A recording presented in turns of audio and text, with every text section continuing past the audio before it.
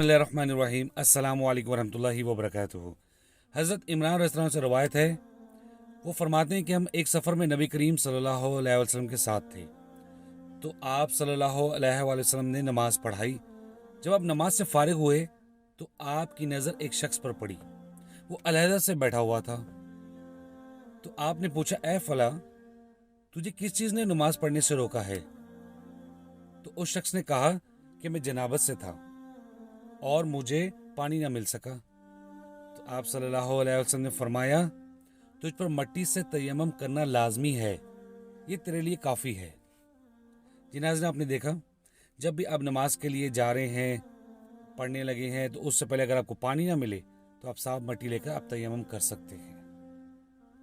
इस्लाम ने हमें छूट दी है, आसानी दी है, लेकिन नमाज नहीं छोड़ सकते। अल्लाह ताला कहने वाले को सबसे पहले तौफीक दे। आमीन।